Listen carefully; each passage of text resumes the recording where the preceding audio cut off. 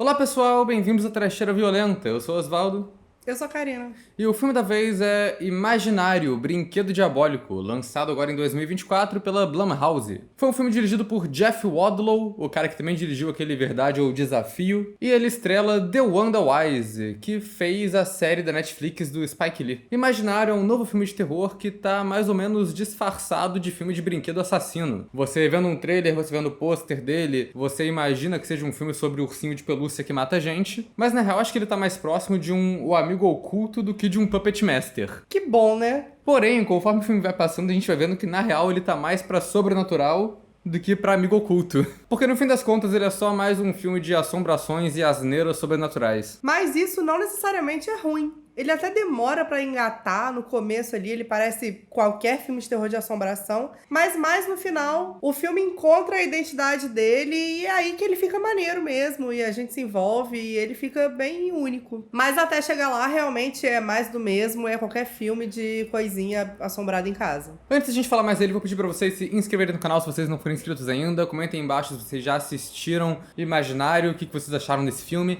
deixem outras recomendações de filmes pra gente falar aqui no canal também. Acompanhe a gente nas redes sociais, os links estão todos aí embaixo na descrição do vídeo. Se você gosta do nosso trabalho aqui na Trecheira, seja membro. Quando você é membro, você ganha acesso a conteúdo exclusivo, pode escolher uns filmes que a gente fala aqui no canal através de votações, e também apoia a gente, o que é bastante importante, né? Então é isso, e vamos à trama. A protagonista de Imaginário é a Jéssica. Ela é casada com um músico que tem 2 filhas de um outro casamento, com quem a Jéssica tá tentando criar uma relação ali. A Jéssica tem uns problemas com pesadelos recorrentes e ela e o marido decidem se mudar para a casa de infância dela para ver se isso melhora a situação. Quando eles chegam lá, a filha mais nova, chamada Alice, encontra um ursinho de pelúcia surrado no porão e começa a conversar com ele, como se ele fosse um amigo imaginário. No começo, isso está sendo normal, mas aí o ursinho começa a pedir para a garota fazer tarefas cada vez mais esquisitas, e logo a Jéssica percebe que esse amigo imaginário talvez não seja tão imaginário. Talvez seja uma entidade que está lá atrás da família dela. E talvez também tudo esteja conectado com o passado dela, porque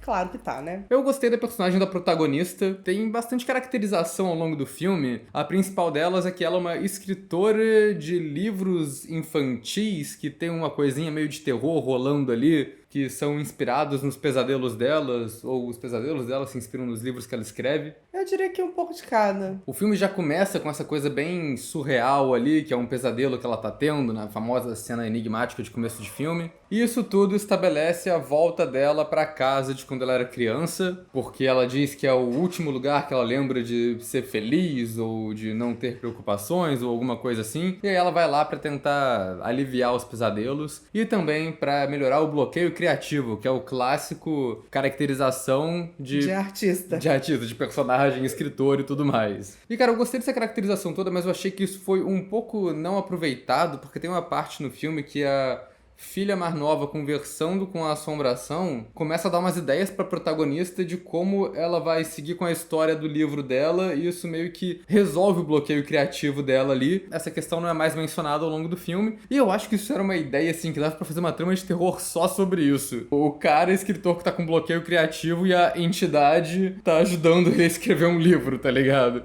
É uma premissa interessante. Mas logo de cara, quando ela chega também na casa, tem uma aura esquisita ali, e a gente percebe que ela não lembra muito do que aconteceu naquela casa quando ela era criança. Não ajuda também que uma das primeiras pessoas que eles conhecem é a vizinha, que claramente sabe do passado e da história esquisita ali. E ela não poderia ser mais esquisita do que ela é, né? Ela é interpretada pela atriz Betty Buckley, que interpretou a professora legal da Carrie no filme do Brian De Palma, lá nos anos 70. Estrelas do terror voltando aqui legal. pra um Fiquei filme consideravelmente menos relevante, eu diria, pra história do gênero. Mas até onde uma protagonista de filme de terror, de assombração, qualquer coisa vai, eu achei uma boa personagem que tem múltiplas questões ali que vão sendo resolvidas ao longo da trama. O marido dela, ele não tem muita caracterização, mas Mas o pouco que tem é o suficiente pra gente entender perfeitamente quem é esse cara. Ele tem um visual bem de roqueiro hipster e tem um baixo na parede. Você já sabe que ele conquistou o coração dela cantando Wonderwall em algum bar. Você já sabe que ele fez Instituto de Música Rogério Valente. Humor volta redundância. Humor volta redundância, desculpa, gente, vamos continuar. Nos primeiros instantes de filme, eles mal se mudaram pra casa, ele já vai sair em turnê e vai deixar as duas filhas com a mulher, sabendo que tem uma questão acontecendo ali dos pesadelos e que a situação tá esquisita. Ele não faz diferença no filme. Ele não faz diferença nenhuma. Ele só vai embora fazer a turnê dele. As filhas são qualquer filha de filme de terror. Tem a mais novinha, que é traumatizada, e a adolescente rebelde, que também é traumatizada, mas que canaliza isso de uma forma diferente. A criança é o papel da criança esquisita de qualquer filme de assombração, porque tem esse papo, né? As crianças têm mais contato com o sobrenatural, então ela consegue ver as coisas e falar com as entidades. A adolescente rebelde, ela só é escrota o filme todo. Tem muito essa atitude, essa personagem clássica de filme que é a filha enteada, que odeia a madrasta, mas aí a gente descobre que tem um bagulho esquisito com a mãe delas também, porque ela é doente, ela tenta matar a galera. Porque tem um negócio que a filha tem uma queimadura no braço, que parece que é a mãe que causou, e aí tem toda uma questão por causa disso.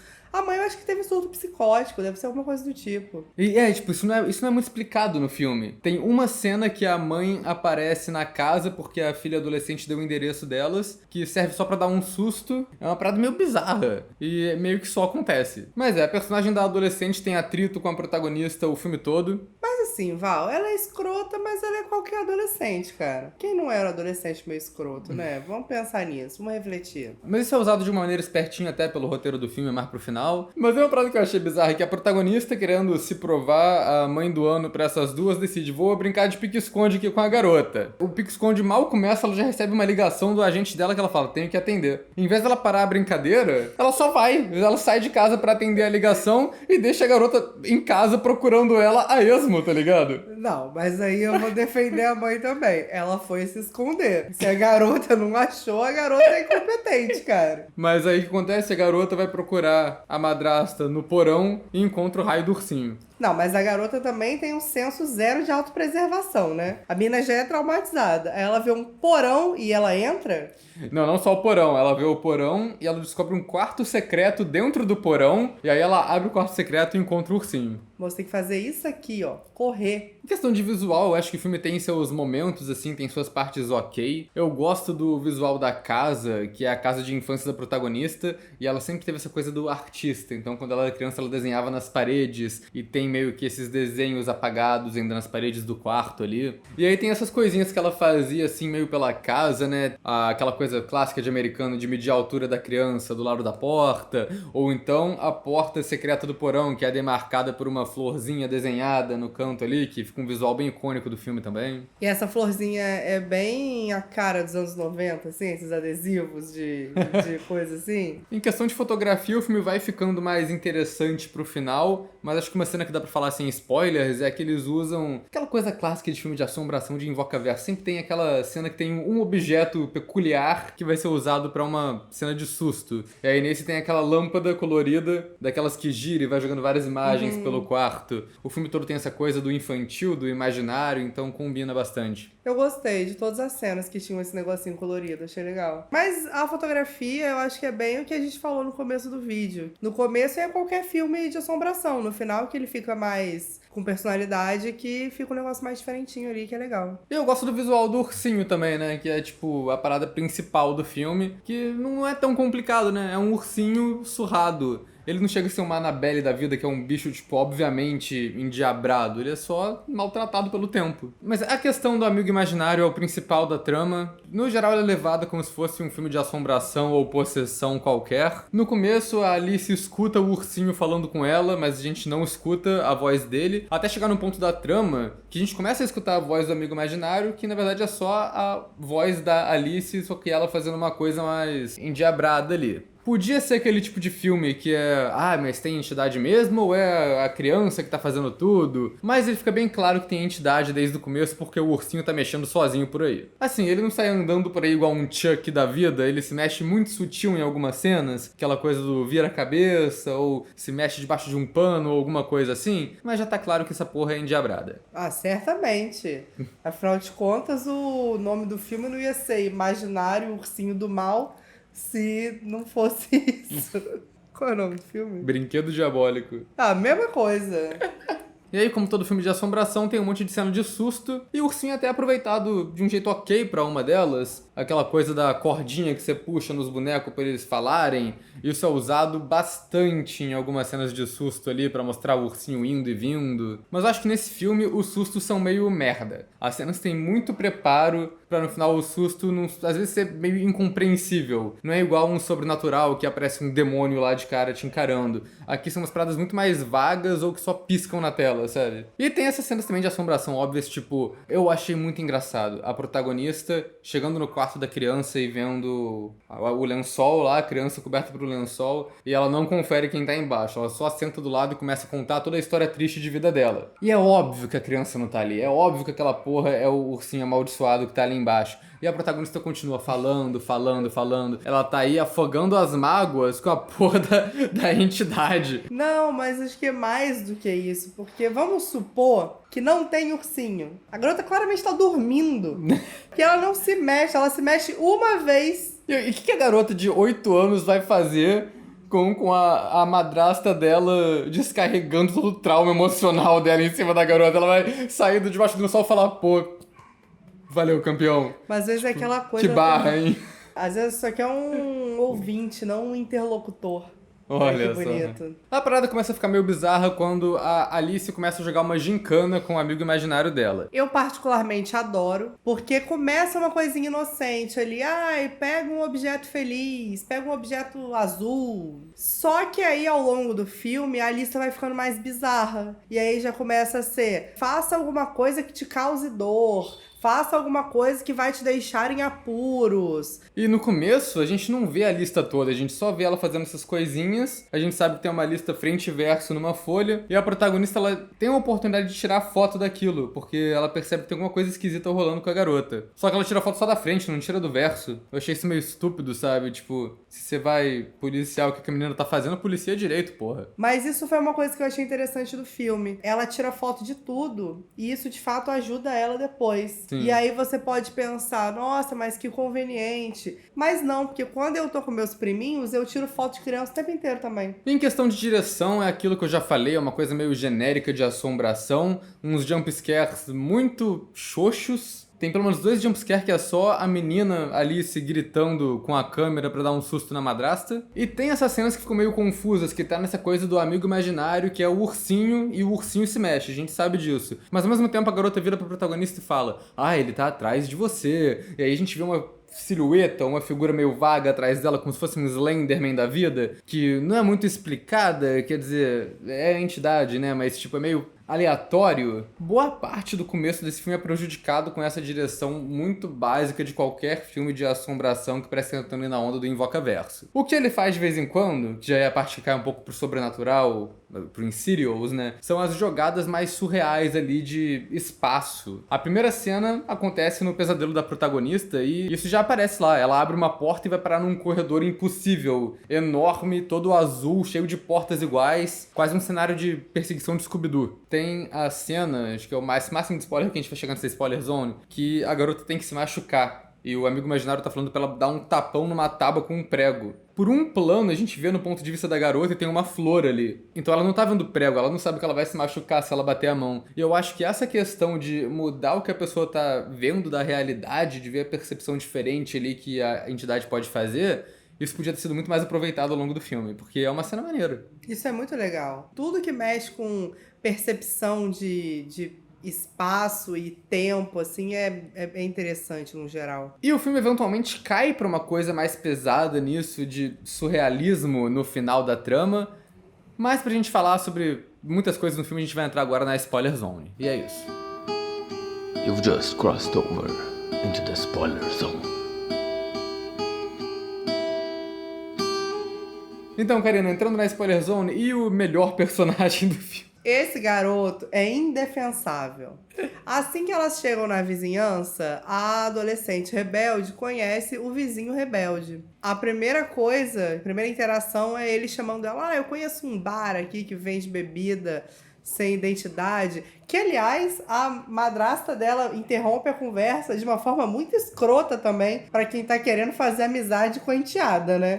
Engraçado, porque essa menina aí só tem 15 anos, vai levar ela pra onde mesmo? Aí constrange o menino, a garota, ela podia só ouvir, deixar acontecer o flertezinho ali e depois falar... Então, muito legal, só que você não vai não. Mas não, ela teve que constranger a garota na frente do cara. Eu acho que ela tá certa. Ah, Osvaldo, tem que entender um pouco o adolescente também. Não, eu acho que ela tá certa porque o cara, obviamente, é um boy lixo. Mas a gente não sabia disso na hora ainda. Ah, mas dava pra pegar. Mas aí, você percebe que o cara é meio mala, meio à vontade. Eu amo essa palavra. Ah, ele é muito à vontade. A madrasta sai e aí ele vai visitar a garota. E aí, ele, sem a garota oferecer, sem a garota deixar, ele vai mexer nas bebidas do pai dela. Aí, não, vou pegar aqui o negócio. Deixa a bebida cair no chão. Ele vai pegar as toalhas no banheiro. Ele mija, suja tudo ali, suja a mão dele e limpa a mão na toalha limpinha que tá na pia, assim. Essa hora eu tive 3 ataques cardíacos. Ele sobrevive o filme, né? Tipo, ele sobrevive no final porque o cara é tão bosta que depois que ele tem umas experiências esquisitas na casa, ele não é o jovem que o Tinder tá ruim que ele vai fazer de tudo pra ajudar a protagonista. Ele só fecha a porta na cara dela quando ela precisa de ajuda e nunca mais aparece. Fora que ele levou droga pra casa. É, levou. Tomou, ofereceu pra garota, que disse não. A madrasta pegou, denunciou pra mãe dele. Descobrimos que era aspirina, na verdade. E ele tava tipo, estou doidão. Tô doidão. Uau, alucinação, crazy. Muito tempo falando de um personagem que não é nem um pouco relevante. Mas ele marcou, né? Marcou, sim. Quem não marcou? A vizinha velha. Nossa, chata. A primeira aparição dela é bizarra também, é uma cena aleatória que a protagonista tira uma selfie e a mulher tá aparecendo no fundo da selfie na janela encarando ela como se ela fosse uma assombração, mas no final ela é só uma véia enxerida que mora na região. A gente vai descobrindo a conexão do passado aí, que ela foi babada da protagonista quando a protagonista era criança. Você vê que é uma pessoa que não tá muito acostumada a sair de casa, porque toda a interação social dela é bizarra, parece até você. E quando ela fala que ela é a babá, que ela conhece a protagonista desde que ela era pequenininha, você sabe que ela vai ser a professora enredo que vai explicar a trama, vai explicar o que aconteceu muito tempo atrás. Ela fala que ela é uma escritora de artigos acadêmicos, e aí eventualmente se descobre que isso é porque ela pesquisa essa coisa do amigo imaginário, da entidade. Ela dá uma explicação muito grande e detalhada do que é essa entidade, como ela funciona, que eu juro, eu entrou no ouvido e saiu no outro. Eu não escutei uma palavra do que essa mulher falou, acho que eu só entrei num modo de tipo, isso não vai fazer diferença. É porque o demônio tal da Mesopotâmia que fez não sei o que, não sei o que.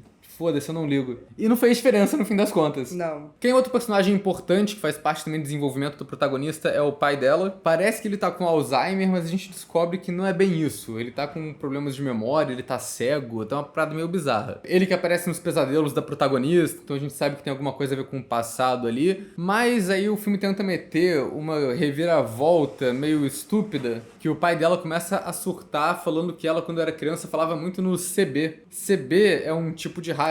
E aí a protagonista ficou, nossa, por que meu pai está falando de um rádio? Mas, porra, é óbvio desde o começo que CB vai ser a porra do amigo imaginário que ela tinha quando criança, sabe? Eu achei que era o Chris Brown. A trama só vai virar de verdade e quando entra a psiquiatra infantil. Essa mulher chega lá e grava uma sessão de entrevista em uma cena que eu achei muito bem dirigida, que é bem aquele estilo de cena de James Wan, que a garota tá conversando com o amigo imaginário dela, fazendo a voz dela e a voz da entidade. E ela fica de costas pra câmera quase o tempo todo, pra gente não ver a boca dela e achar que ela tá falando as duas vozes. Até no final, quando tem a grande revelação de que ela olha pra câmera, ela tá chorando e a voz da entidade não tá vindo dela, tá vindo de outro lugar. E aí a gente percebe que realmente o amigo imaginário não era coisa da garota. E aí nisso a psiquiatra conta pra madrasta de um outro caso de uma criança que também se automutilou e também tinha uma lista de coisas pra fazer e também tinha um amigo imaginário. E quando a madrasta ouve isso tudo, vê que, nossa, realmente a culpa é do ursinho, ela fala, vamos jogar esse ursinho no lixo, vamos queimar o urso. E aí a gente descobre, tem a grande revelação do filme,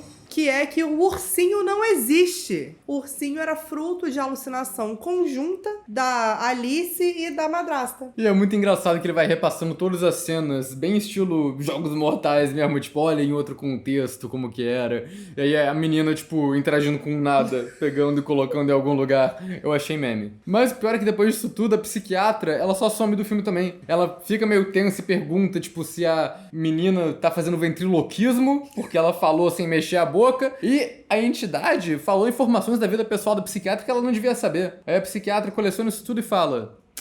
Se vira aí. Exatamente. Ela fez certo, a sua família dela fez aqui, ó, meteu o pé. É verdade, é verdade. A protagonista então vai descobrindo que tudo isso que tá acontecendo já aconteceu antes. Ela acha uma caixa de itens dela de muito tempo atrás no porão. São vários desenhos e ela vai vendo nesses desenhos todas as similaridades. Clássico clichê de filme de assombração do desenho macabro de criança. Tem os desenhos que falam sobre esse reino lúdico pra onde o ursinho vai levar a galera, o reino da imaginação, que eles chamam de o Never Ever, né? Tipo, sei lá, Terra do Nunca, alguma coisa assim. Que é o Further. É literalmente o além dos filmes do sobrenatural. Quando começa nessa coisa de ir pra outro mundo, que é aí que o filme entra nessa parte mais surreal que eu achei muito braba. Mas é nessa hora que ele vira 100% Coraline. Porque quando elas entram nesse outro mundo, a gente vê que existe toda uma realidade paralela aí da forma que as pessoas fantasiam. Então a garota que é toda traumatizada, nesse novo mundo ela vê a mãe e todo mundo convive bem, a mãe, a madrasta. É, até a questão da entidade que se alimenta da imaginação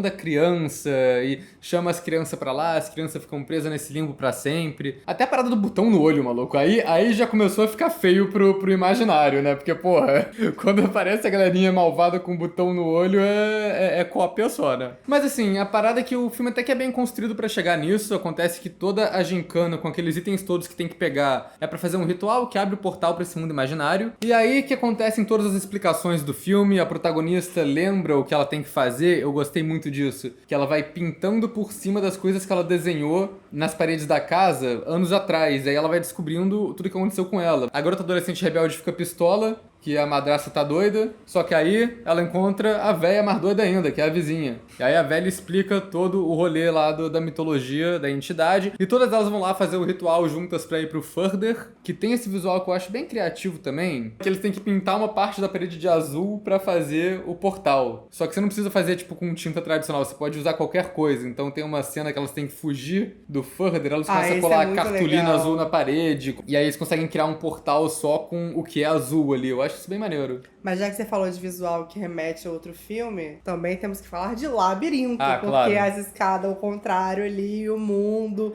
Mas outro mundo invertido, realidade paralela. Não, eu acho que tem muita lógica de Labirinto aqui, do filme Labirinto, que ele mexe com essa questão espacial surreal ali. Tem muita cena muito boa nesse final. Aquela coisa delas abrirem a mesma porta 2 vezes e ela dar em lugares diferentes. Toda aquela imagem inspirada nos quadros do Escher, que é as escadas distorcidas indo pra cima e pra baixo. A que eu achei mais foda é quando a adolescente fica presa numa sala que tem um quadro do ursinho. E tem um outro quadro do ursinho em outro lugar. E a protagonista tira uma faca, rasga o quadro e consegue puxar a garota pelo quadro, que não se conectava antes. Faz tipo como se fosse um portal ali. Vou quebrar os paradigmas da trecheira violenta e vou eu fazer uma citação de videogame aqui. Um dos jogos que eu mais gostava de jogar, no caso, no videogame do Luiz, porque eu não tinha videogame, era o do Mario que você entra no quadro. Aquele jogo maneiraço. Sim. É, o Mario clássico de 64. É, e tem essa coisa de passar pelo quadro, né? Igual nesse filme. Olha só, essa foi a minha contribuição. Um beijo a todos os gamers que nos assistem. E assim, o ambiente é tão maneiro, sabe? Esse ambiente todo azulão, com um design meio lúdico, infantil, mas sombrio ao mesmo tempo. Eu fiquei meio bolado que eles só usaram isso no último ato. Eles podiam ter pulado boa parte da assombração genérica, tipo, corta o personagem do vizinho que limpa mijo na toalha, sabe? Foda-se. E vai pra essa porra desse lugar maneiro que é o diferencial do filme mais cedo. Tem mais algumas reviravoltas. A véia doida era uma vilã o tempo todo, o que não surpreendeu ninguém. 0 pessoas chocadas. Mas eu achei que o filme pelo menos teve autoconsciência suficiente de saber que era uma vilã chata, e no momento que ela se mostra vilã e começa a fazer um discurso bolado sobre como ela vai manter todo mundo preso ali pra sempre, o urso gigante só joga ela pra dentro de um quarto e mata ela, e ela tá fora do filme também. E eu gosto muito que no final acaba numa coisa meio Lovecraftiana. A entidade, ela toma várias formas diferentes, a gente já vai falar sobre isso. Mas a forma padrão dela parece que é aquela criatura meio Slenderman, e ela tem essa coisa de absorver a imaginação das crianças e ter o poder da imaginação de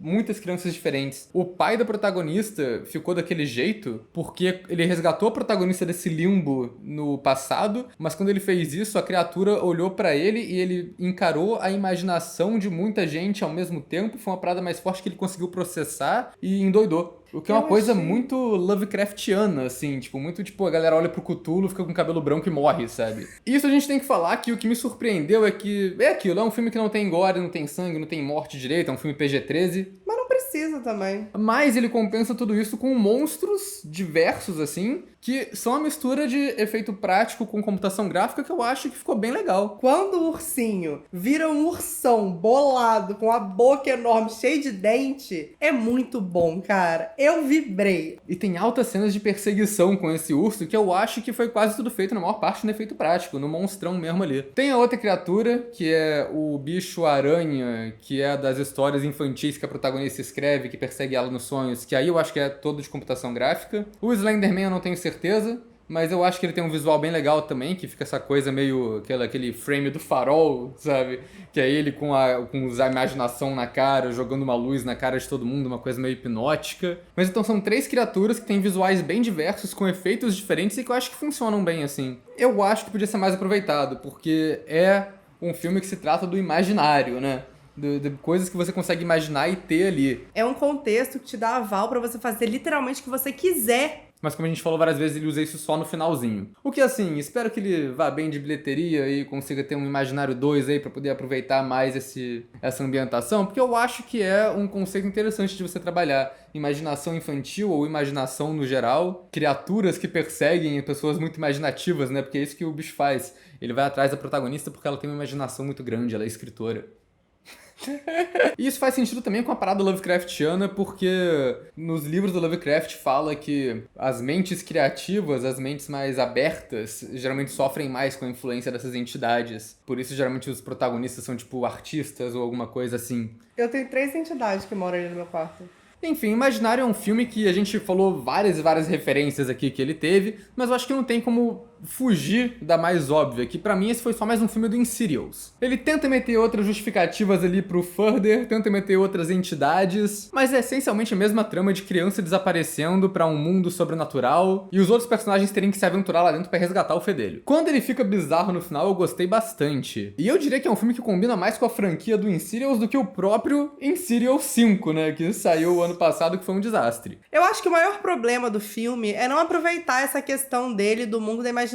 Os 2 primeiros terços do filme são um filme de assombração sem graça, sem susto interessante, sem entidade direito. Se eles tivessem ido parar nesse além mais cedo e aproveitado mais lá, acho que seria um filme mais interessante. Do jeito que é, acho que dá pra gente dizer que é uma trecheira mediana. Uma trecheira mediana.